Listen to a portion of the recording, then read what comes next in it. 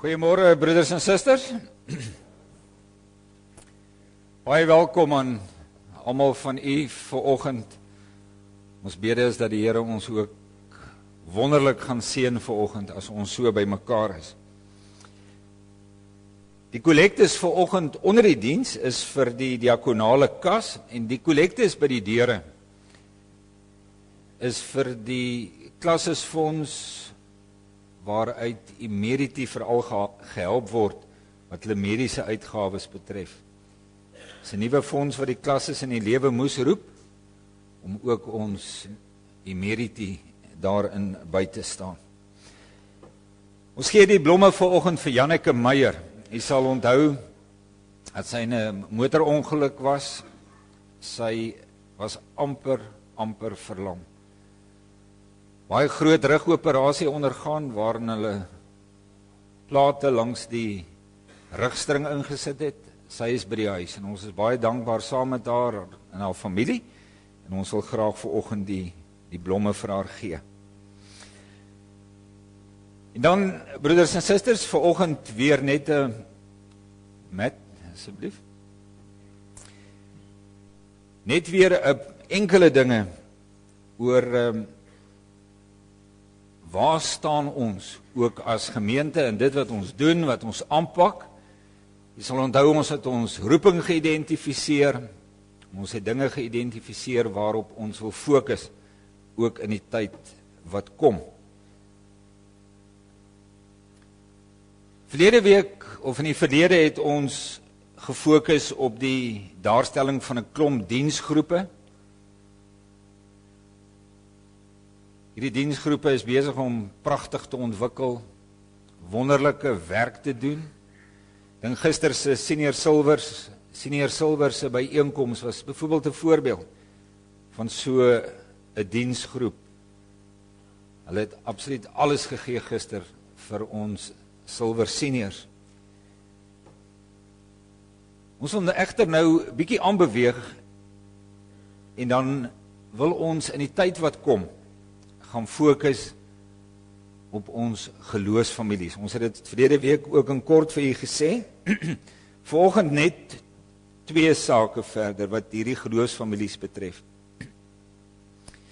Wat bedoel ons as ons praat van 'n geloofsfamilie?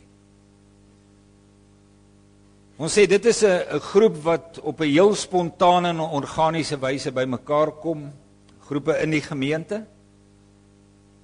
En hulle kom dan gereeld, van hulle kom elke tweede week, ander elke week of elke derde week bymekaar.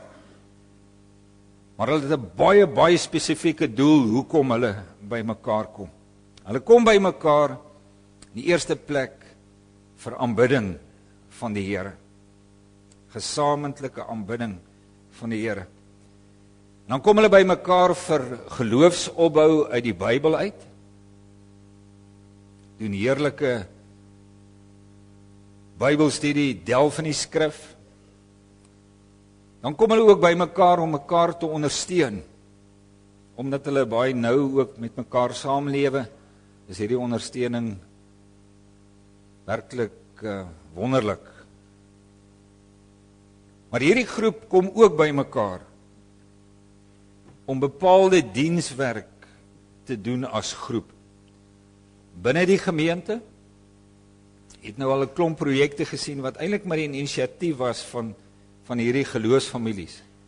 Dus hulle kom bymekaar vir dienswerk binne in die gemeente, maar dan ook dienswerk buite die gemeente. Dit is dienswerk wat hulle beplan, waaroor hulle praat en wat hulle dan uitvoer. En dan kom hulle ook bymekaar vir voorbinding, vir mekaar, vir die kerk van die Here, ook vir die koninkryk van die Here.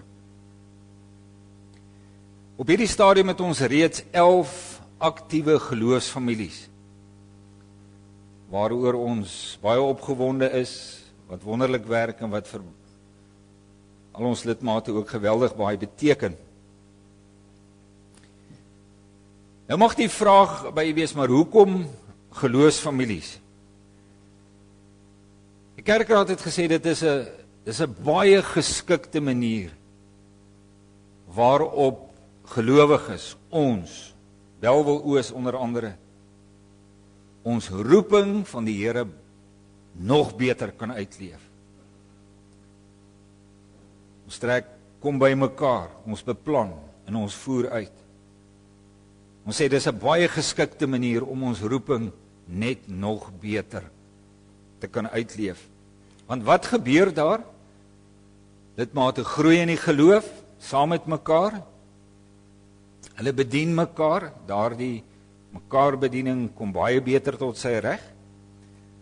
En dan bevorder dit dienswerk in die gemeente, buite die gemeente.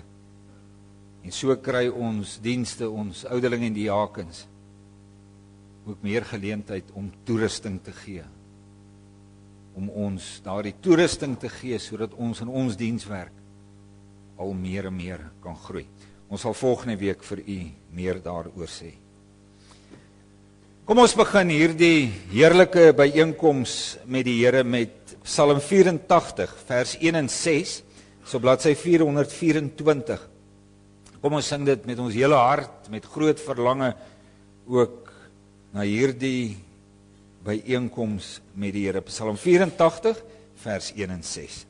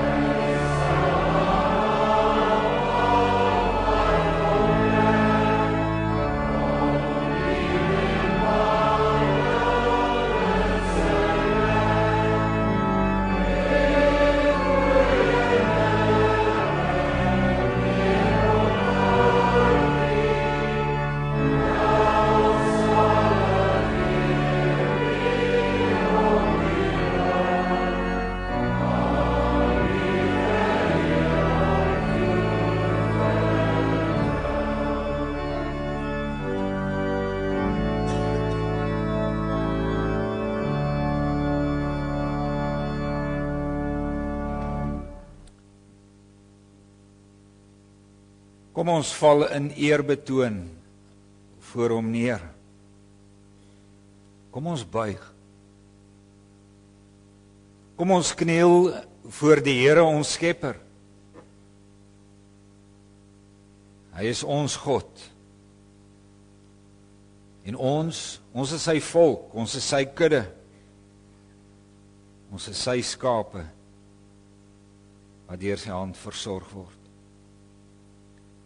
Geliefdes in ons Here Jesus Christus, genade, barmhartigheid en vrede. En dit kom van God ons Vader en van Jesus Christus ons Here, deur die kragtige werk van die Heilige Gees. Amen. Psalm 96 vers 5 en 6 is ons lofpsalm, dis op bladsy 483. Psalm 96 vers 5 en 6.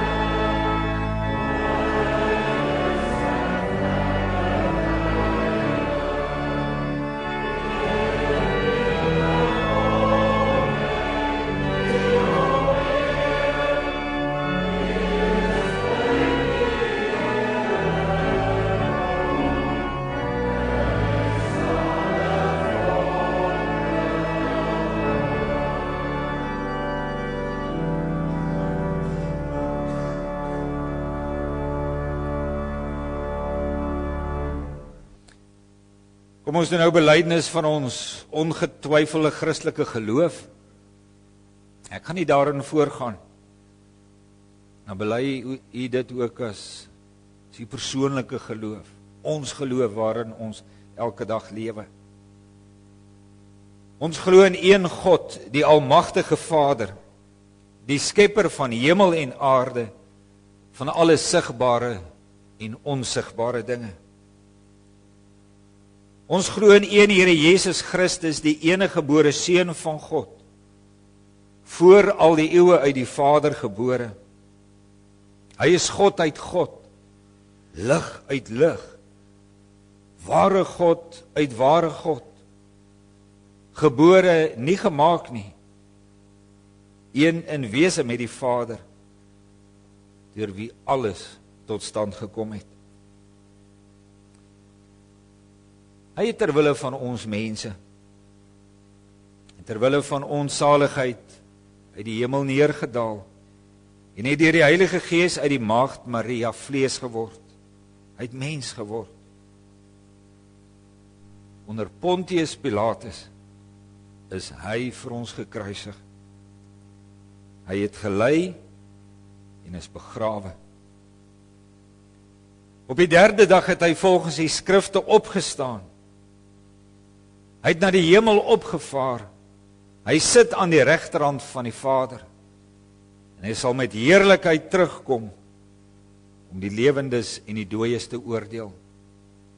En aan sy koningskap sal daar geen einde wees nie. Ons glo in die Heilige Gees wat Here is en wat lewend maak. Hy gaan van die Vader en die Seun uit. En hy word saam met die Vader en die Seun aanbid en verheerlik. Hy het deur die profete gespreek. Ons glo in een heilige, algemene en apostoliese kerk. Ons bely een doop tot vergifnis van die sondes. Ons verwag die opstanding van die dooies en die lewe van die toekomstige bedeling. Amen.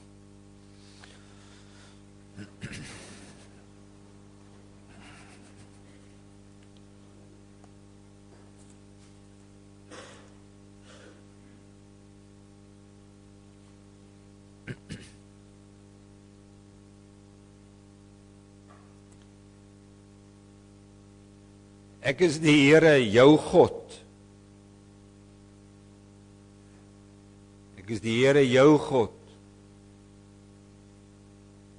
Dan sê die Here wat jou uit Egipte, uit die plek van slawerny bevry het. So kondig die Here hom aan. Ook aan ons vanoggend as ons God.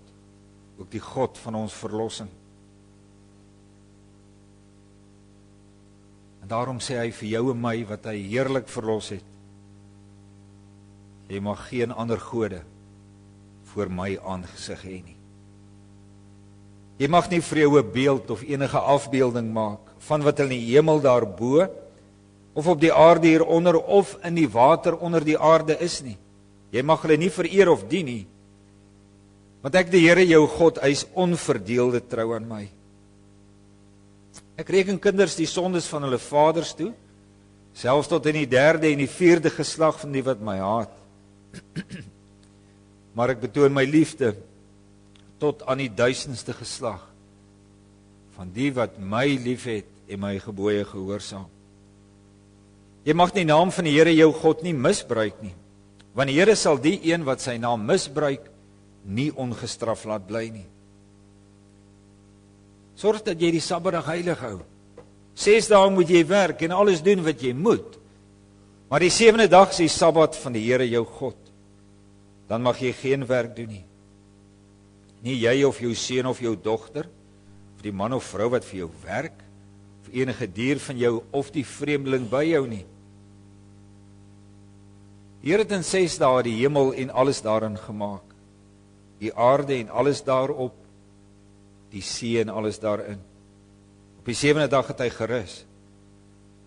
En daarom het die Here dit as 'n gereelde rusdag ingestel en dit ook geheilig. Eer jou vader en jou moeder, dan sal jy lank bly woon in die land wat die Here jou God vir jou gee. Jy mag nie moord pleeg nie.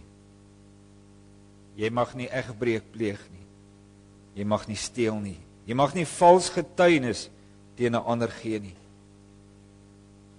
Jy mag nie iemand anders se huis begeer nie. Jy mag nie sy vrou begeer nie. Nie 'n slaaf of 'n slavin, 'n bees of 'n donkie of enigiets anders wat aan hom behoort nie. Kom ons blaai nou na Psalm 106 vers 3. Dit is op bladsy 529. Psalm 106 vers 3. Ons het gesondig teen U trou, teen wat ons dankbaar moes onthou, tesame met ons voorgeslagte. Ons moes U erenaam getrou, hoe U vergewe, bly onthou. Vers 3 van Psalm 106.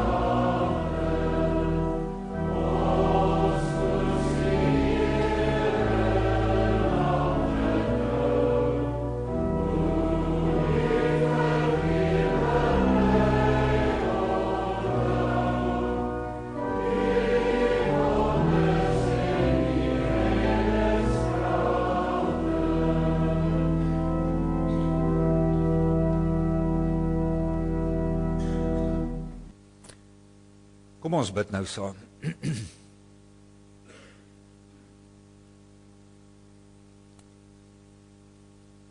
Onse hemelse Vader, U is groot in U genade teenoor ons mense. U doen wonders vir U kinders. Here, U verlossingsdade, as ons hulle hoor, as ons daarvan lees, as ons dit ervaar, dan laat dit ons na ons asems snak.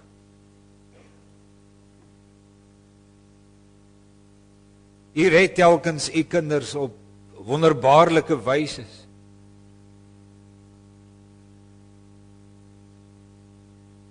U doen natuurwonders. As dit nodig is om U kinders te help. U skud stede tot in hulle fondamente. As U kinders wil help.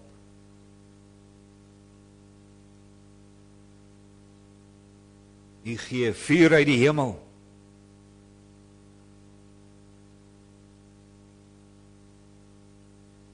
Al die wêreldregeerders, magtige mense,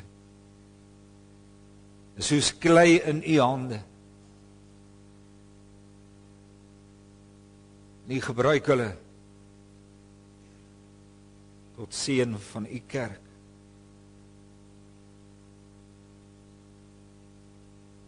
Dit is U wat hierdie wêreld voorberei het op die heerlike koms van ons Here Jesus Christus. U het selfs U eie seun gegee. En dit om ons te verlos. U het selfs U eie seun gegee om ons los te koop, los te ruk. Die donker magte van die duiwel en die sonde en die dood.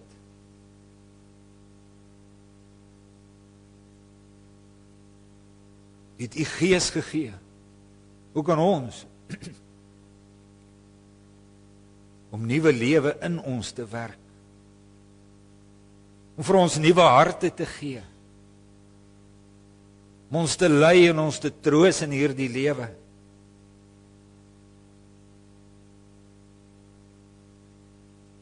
En vanoggend wil ons daarom vra, Here, help ons om te onthou. Ja, help ons om te onthou en nie u verlossingswerke te vergeet nie. Mag dit elke dag van ons lewe vir ons heel voorop staan. Dit wat hy gedoen het en dit wat hy steeds doen. Maar ons 'n ware lewe in Jesus Christus te gee. Mag ons elke dag van ons lewe onthou, ons is losgekoop. Ons het deur alles wat u gedoen het 'n nuwe lewe van u ontvang. Ons leef nie meer onder die neerdrukkende heerskappy van die sonde en die duiwel en die dood nie. Ons mag lewe onder die heerlike koningskap van ons Here Jesus Christus. Ons mag lewe onder die leiding van u Gees, wat ons meer en meer wil vernuut aan die beeld van ons Here Jesus Christus.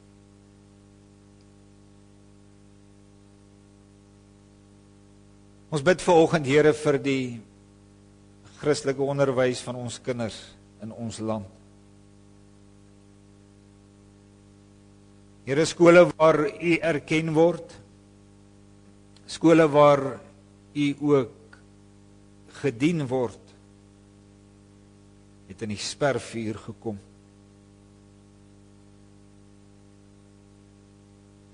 En dit gryp ons in die hart.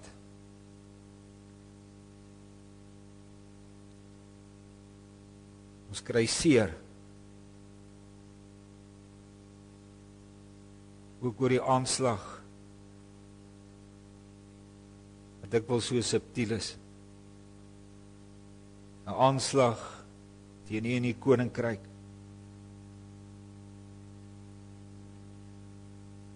Daarom wil ons bid, Here, dat u ons as u kinders sterk sal maak. Dat die hulle wat in die dae wat kom ook vir u moet opkom. Skoolhoofde, beheerliggame. Dat u hulle besonderlik sal versterk.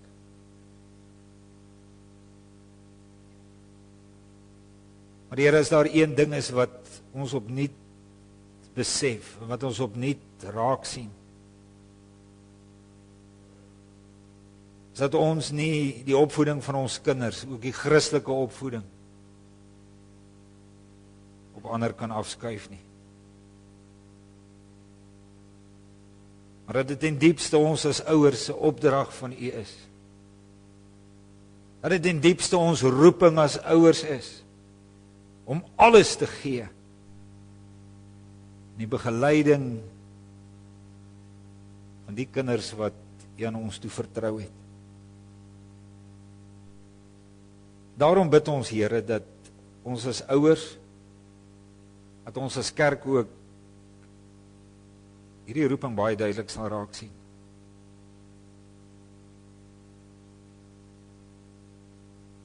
Wil u vir ons help om nie so besig te raak met klomp ander dinge, dat ons nie goeie tyd het, die begeleiding, die opvoeding, die daar wees vir ons kinders nie. Mag ons as ouers opnuut weer ons roeping besef, en weet dat dit tyd is om dit weer met alle krag aan te gryp.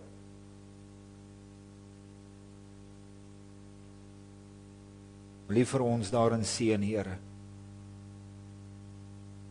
En bo alles bid ons dat dat ons kinders hulle ouers in alles sal kan volg.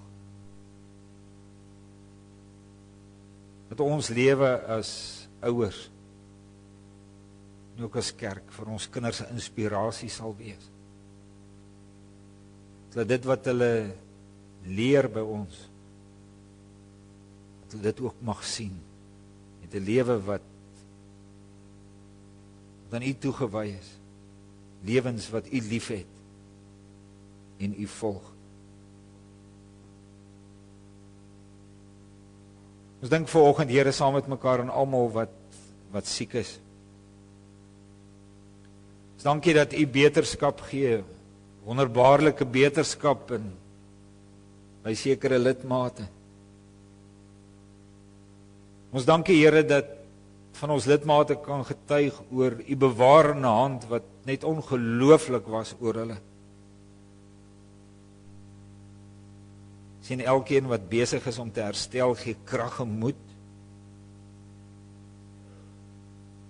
En wil U uitkoms bring, Here, waar daar op U gewag word, na U geroep word. Sien nou die verkondiging van U woord. Mag dit op vrugbare aarde val. Mag dit wees, so sê die Here, Here. Ons bid dit om Christus ontwil. Amen.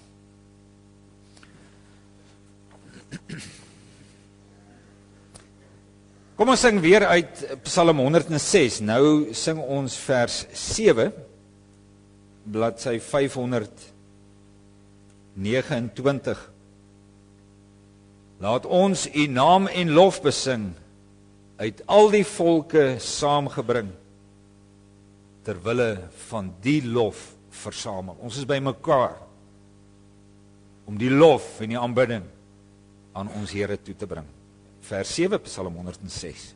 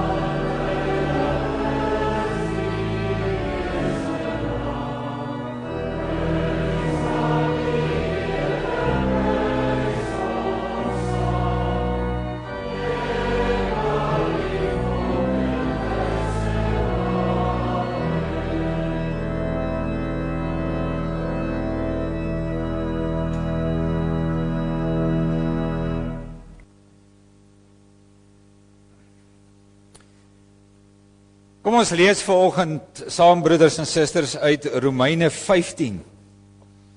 Romeine 15, ons lees vanaf vers 1 tot 13. Romeine 15 vanaf vers 1 tot 13. Op ons wat sterk is in die geloof, rus die verpligting om die swakhede te verdra van die wat nie sterk is nie. Ons moet nie aan onsself dink nie. Elkeen van ons moet aan ons naaste dink, en wat vir hom goed is, en wat hom in die geloof kan opbou. Christus het immers ook nie aan homself gedink nie, inteendeel. Dit was met hom soos daar geskrywe staan, die beledigings waarmee mense u beledig, het op my neergekom. Alles wat vooraf in die skrif opgeteken is tog opgeteken om ons te leer, sodat ons deur die standvastigheid en bemoediging wat die skrif ons gee, vol hoop kan wees. En mag God, die bron van alle standvastigheid en bemoediging, mag hy gee dat julle eensgesind onder mekaar sal wees, soos Christus Jesus dit wil hê. Dan kan julle almal eensgesind uit een mond lof toebring aan God, die Vader van ons Here Jesus Christus. Aanvaar mekaar dan soos Christus julle ook aanvaar het, tot eer van God. Ek bedoel dit. Christus het gekom om in belang van die Jode 'n dienaar te word. Hy moes vir hulle die waarheid van God bevestig deur die beloftes wat die voorvaders ontvang het waar te maak. Hy het ook gekom sodat die ander nasies God oor sy ontferming sou verheerlik, soos daar geskrywe staan. Daarom sal ek u loof voor die nasies, en tot eer van u naam sal ek 'n psalm, 'n lofpsalm sing. En elders luid dit: verbly julle ander nasies saam met sy volk, en prys die Here alle nasies, loof hom alle volke. En Jesaja sê ook, Jesaja sal 'n nakomeling hê, en hy sal opstaan om die nasies te regeer. Op hom sal die nasies hulle hoop vestig. Maar God, die bron van hoop, julle deur julle geloof met alle vreugde en vrede vervul, sodat julle hoop al hoe sterker kan word deur die krag van die Heilige Gees. Ons teksverse, broeders en susters, is vers 5 en 6. Mag God die bron van alle standvastigheid en bemoediging gee, dat julle eensgesind onder mekaar sal wees, soos Christus Jesus dit wil hê. Dan kan julle almal eensgesind uit een mond lof toebring aan God, die Vader van ons Here Jesus Christus.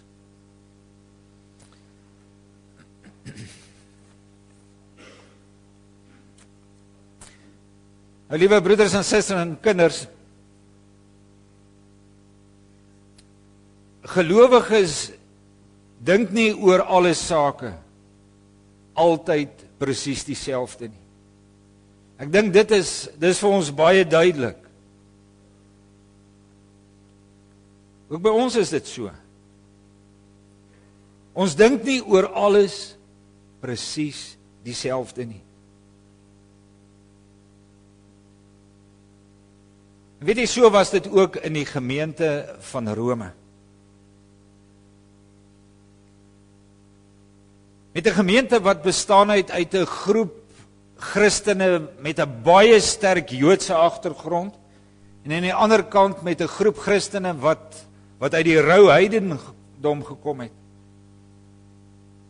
Is dit heel verstaanbaar dat daar in 'n gemeente soos Rome ook verskillende sienings oor bepaalde sake was. Hulle het byvoorbeeld verskil oor die noodsaaklikheid om die Sabbat of dan sekere feesdae te moet hou. Hulle het verskil daaroor. Maar een van die grootste verskille tussen hulle was oor wat 'n Christen mag eet en nie mag eet nie. So, dit is een van die grootste verskille tussen hulle. Kom ek verduidelik. Weet jy, die meeste vleis wat mense destyds gaan koop en geëet het, was afkomstig uit afgodstempels, waar daardie vleis eers aan 'n bepaalde afgod geoffer is.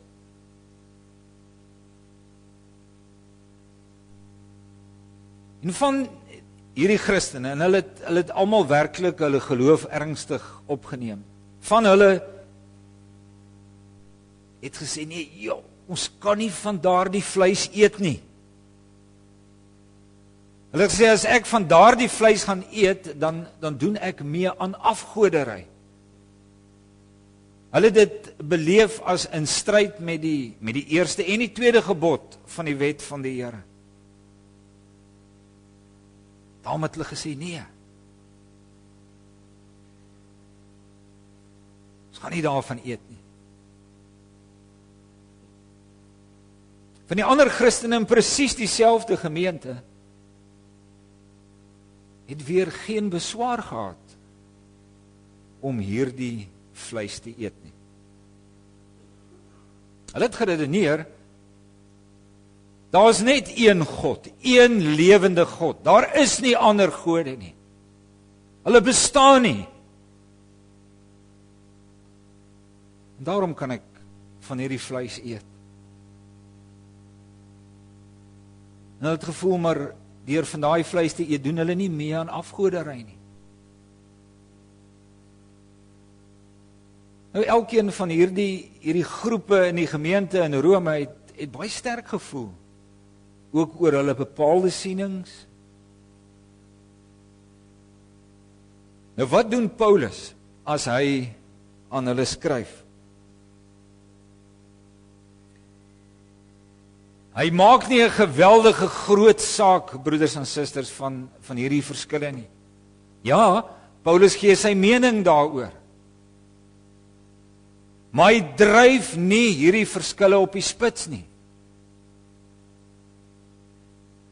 En dit gaan hier immers nie oor wesentlike dinge van die Christelike geloof nie. Maar wat doen Paulus?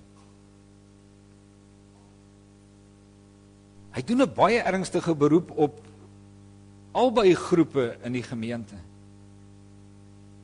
om baie goed voor God rekenskap te gee van hulle bepaalde sienings. Hy sê, julle moet maar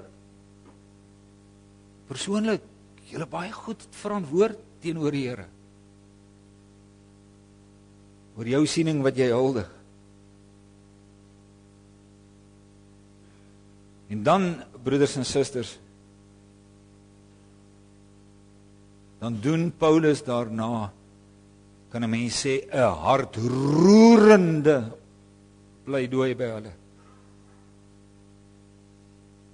om eensgesind te wees. Hy roep albei groepe op, en dan pleit hy by hulle in die naam van die Here, om eensgesind te wees.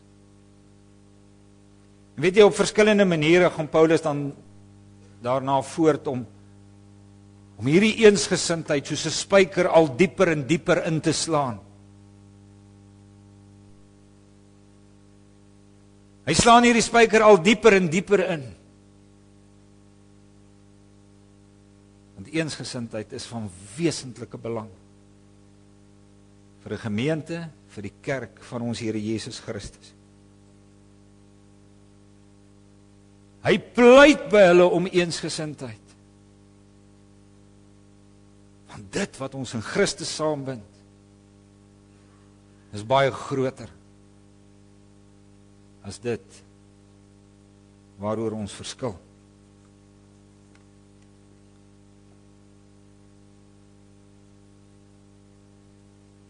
As Paulus ook aan die gemeente van Filippi 'n brief skryf, weet jy, dan skryf hy ook oor hierdie eensgesindheid. Kyk net 'n bietjie wat skryf hy vir hulle.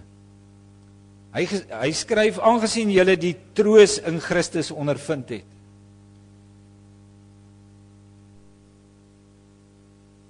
Nou moet jy mooi na my luister. Ook aan die gemeente van Filippi skryf Paulus, en dan stel hy dit so: aangesien julle die troos in Christus ondervind het, die aansporing deur die liefde, die gemeenskap deur die Gees, die innige meegevoel en meelewing, dan sê hy vir hulle: maak dan nou my blydskap volkome deur eensgesind te wees. Dan spel hy dit uit. Hy sê een in liefde, een van hart, een in strewe. Hy sê moet niks uit selfsug of eersug doen nie, maar in nederigheid moet die een die ander hoër ag as homself. Julle moenie net elkeen aan sy eie belange dink nie, maar ook aan die van ander.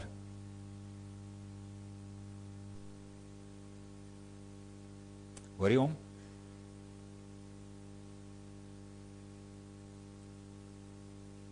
En direk na hierdie woorde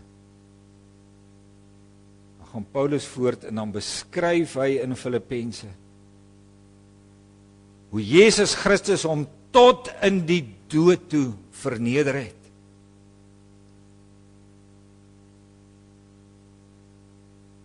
En dan sê hy hierdie baie belangrike woorde. Hy sê dieselfde gesindheid dan moet in julle wees wat daar ook in Christus Jesus was.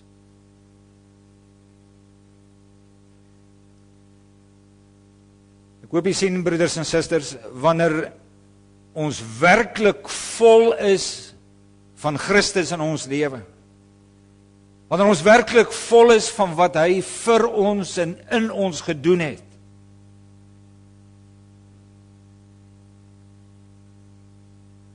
dan groei daaruit 'n wil tot eensgesindheid.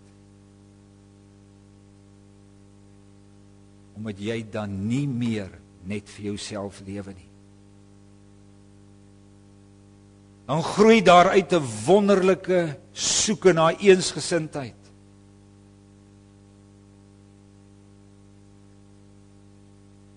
Dan aanvaar jy jou medegelowige. Ja, al verskil hy van jou in bepaalde sienings.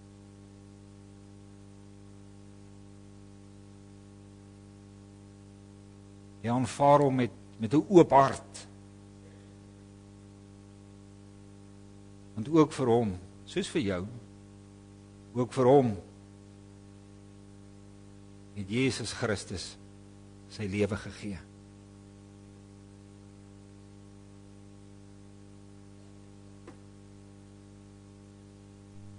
En soos wat Jesus Christus jou aanvaar het, toe jy nog 'n sondaar was,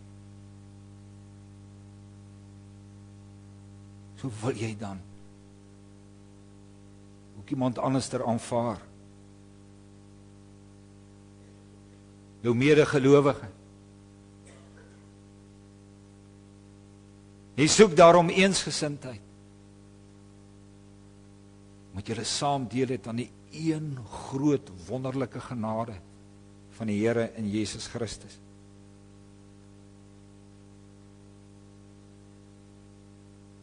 Maar die eensgesindheid, broeders en susters, is nie dieselfde as eenvormigheid nie. Ek dink dit moet ons baie goed besef. Eensgesindheid beteken nie dat ons alles presies dieselfde doen of presies dieselfde oor alles dink nie. Ek dink is tog duidelik uit die gedeelte wat ons gelees het. Paulus praat duidelik van verskillende sieninge oor bepaalde goed in die gemeente van Rome. Maar al is daar verskille, dan roep hy hulle op tot eensgesindheid. Eensgesindheid dis nie eenvormigheid nie. Want Paulus sê, dit is om een in liefde te wees, een van hart, een in strewe. Een in liefde, een van hart, een in strewe.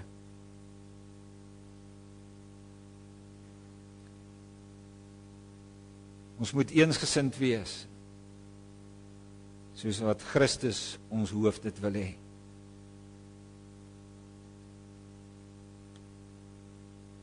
En dit, broeders en susters, is nie elke dag maklik nie.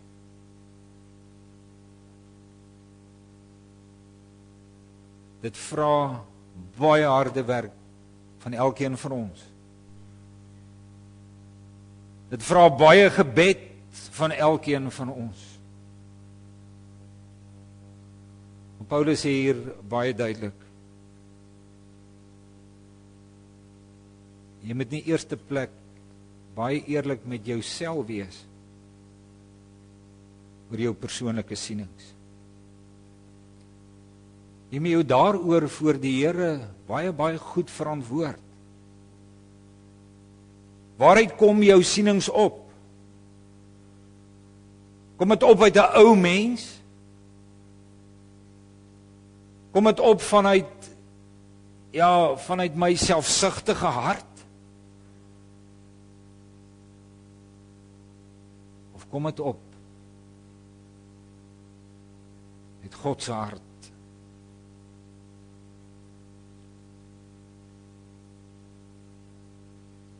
Ons moet ons sienings maar altyd weer toets aan die woord van die Here. En kom ons sê vir mekaar, broeders en susters, hier pas nederigheid ons. Om fyn te kan luister na wat die Here wil. Sy selfverloning is harde werk, vra baie gebed. Want dit vra van ons 'n groot stuk selfverloning.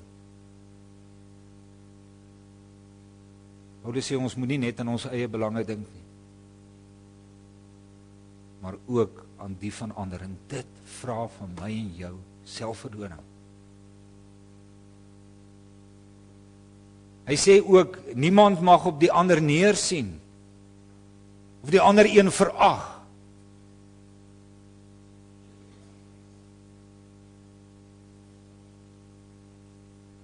Paulus sê dit mag nie gebeur nie, want daai ander mens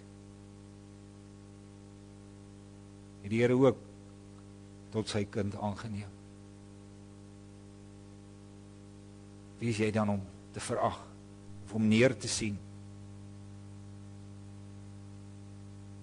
As hom net so duur betaal. Paulus sê ons moet niks doen wat aanstoot gee nie, of wat mekaar tot 'n val kan bring nie. En jy sien die woord van die Here roep ons op, broeders en susters, om mekaar se goeie trou en mekaar se integriteit as Christene te aanvaar. En werklik te alle tye so teenoor mekaar op te tree, dat verhoudinge nie daaronder lê nie, maar dat daai verhoudinge in werklikheid gebou word. Wat ons as Christene aan mekaar bind, is baie groter as daardie dingetjies waaroor ons van mekaar mag verskil.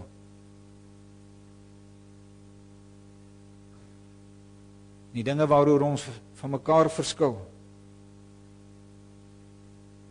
daaroor moet ons op 'n mooi manier met mekaar praat. Op 'n manier wat Christus eer. Ons moet mekaar te alle tye met 'n oop hart werklik aanvaar en mekaar styf vashou as kinders wat saam op pad is. Saam op pad is om ons Here te sien.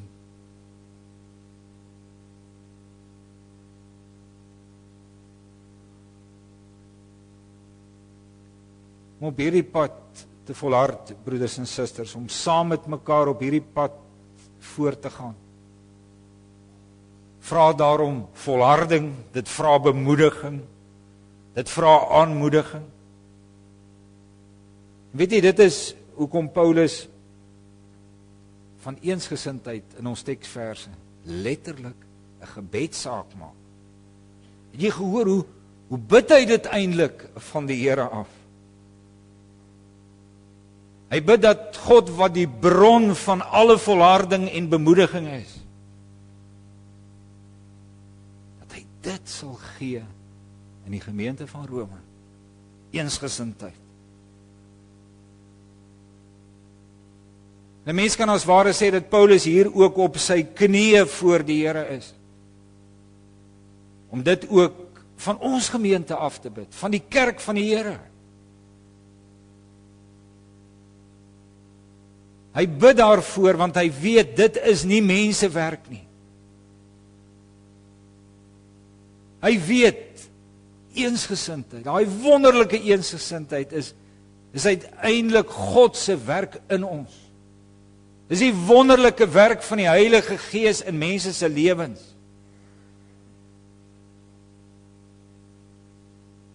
Daarom bid hy daarvoor. Daar moet ek en jy ook hartstoglik daarvoor bid. So daarvoor bid dat ons lewe saam met mekaar werklik sal wys. Ons het een Here. Ons is heerlik verlos in ons Here Jesus Christus. Dat ons hele lewe sal wys, ons staan onder 'n nuwe bestuur.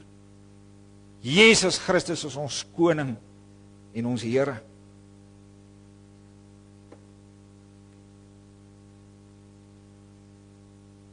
Paulus is baie ernstig hieroor.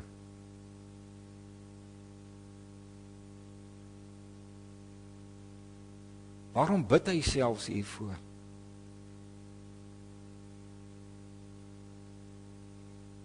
Hy sê sodat julle uit een mond die lof aan God kan bring. Sodat julle uit een mond die lof aan die Here kan bring. En is dit nie, broeders en susters, die hoogste doel van ons lewe nie?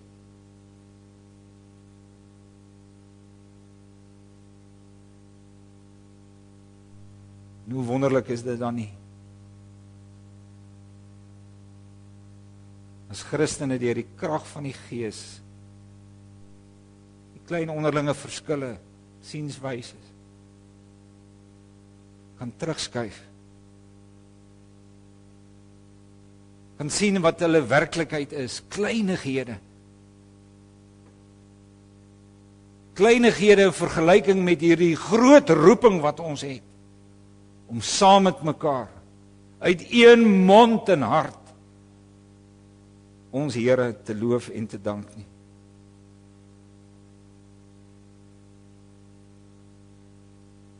Wonderlik is dit dan nie, as gelowiges steeds mekaar se hande kan vat. Ondanks kleiner verskille, steeds mekaar se hande kan vat. Met een mond die lof van die Here verkondig.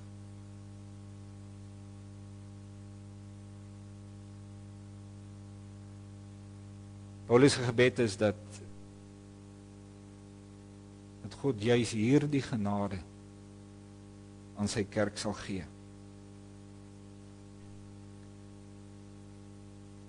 Sy gebed, ook vir ons gemeente, ons buurgemeentes, ons kerkverband, soek sy gebed vir Bellville Oos as die bruidsgemeente van Jesus Christus.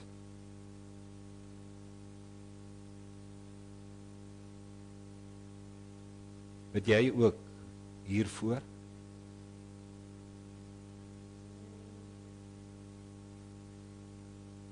Werk jy ook hiervoor?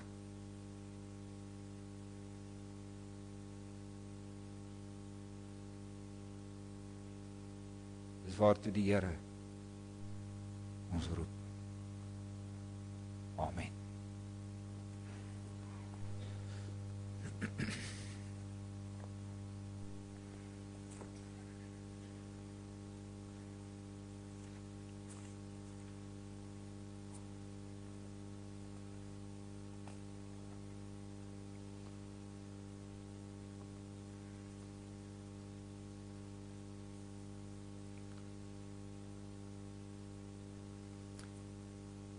Psalm 133 verwoord iets van hierdie wonderlike eenheid, van hierdie eensgesindheid, waar die Heilige Gees ook tussen kinders van die Here werk. Kom ons sing daarvan al twee die verse. Psalm 133 vers 1 en 2, dis op bladsy 651.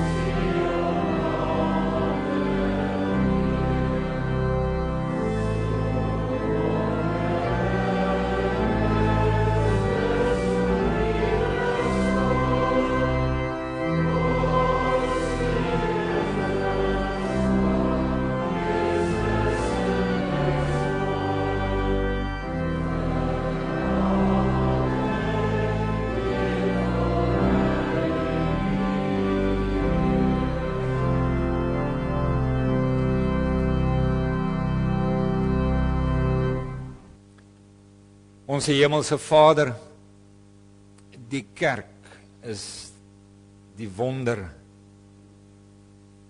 van u genade. Hierdie gemeente is 'n wonder van u liefde en u genade oor ons. Ons deel wees daarvan. Dis die wonder van u genade aan 'n mens soos ons. Dis deur u wonderlike werk, deur die kragtige werk van die Gees, dat u uiteenlopende mense tot 'n eenheid saambind, en dit in ons Here Jesus Christus.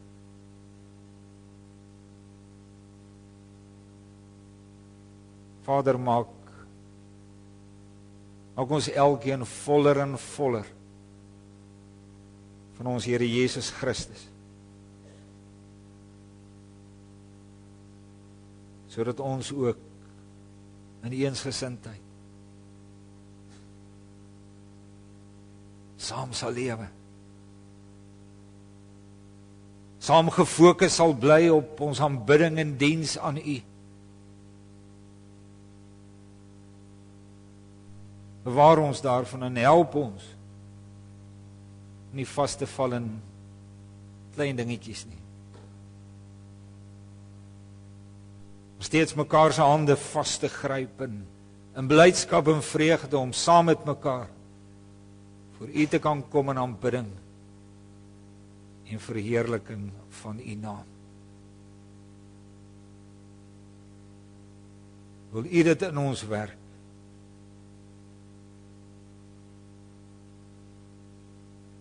Mag daar tussen ons wonderlike eensgesindheid wees. Almal saamgerig, gefokus op die verheerliking van U, ons God. Ons vra dit uit die diepte van ons hart. Dit bid ons om Christus ontwil. Amen.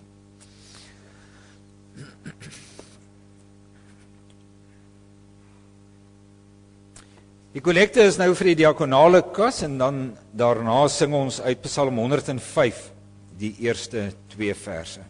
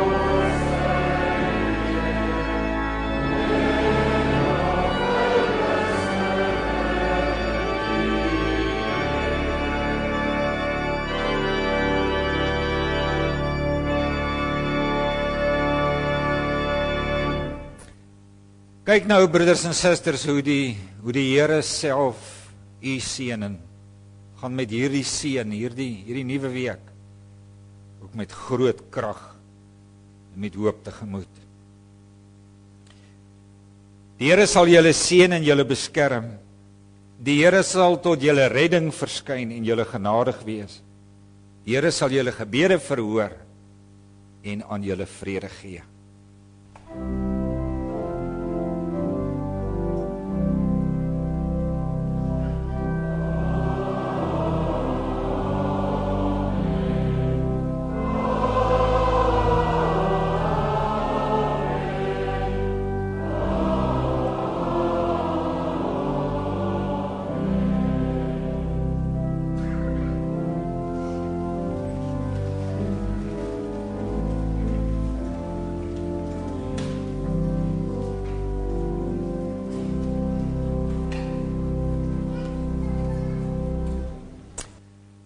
Net 3 kort afkondigings, broeders en susters. Koningskinders is 'n baie groot jaarlikse projek van ons gemeente. As ek nou reg kan onthou, is dit 15, 16 jaar wat ons hiermee besig is. Ons vra weer vir al die oupas en oumas om vir die komende kamp, dit is einde van die maand, vir ons koekies te maak. Dit is om die kinders lekker mee te bederf. En dan is ons op soek na tweedehandse klere, veral wat die seuns betref. Die seuns gaan maar deur stelle klere, ook op die kamp. Dus ons het regtig 'n groot behoefte daaraan. Kom ek sê vir jy, partykeer kom 'n kind op die kamp met net so 'n tas. Groot tas. Maar miskien 1 of 2 kledingstukke daarin, want dis al wat hy het. Dis hoekom ons die klere vra. En dan sal jy sien dat Jenny soek ook blikkies, hierdie grootte van die tuna blikkies. Ons wil dit ook graag op die kamp gebruik. Dis wat die koningskinders betref. Dan sal jy sien daar is 'n berig in oor 'n Girls Night die 20ste September. Dit is spesifiek vir ons hoërskool dogters uiteraard. Graad 8 tot graad 12. Ek dink dit gaan nou 'n wonderlike mooi aand wees.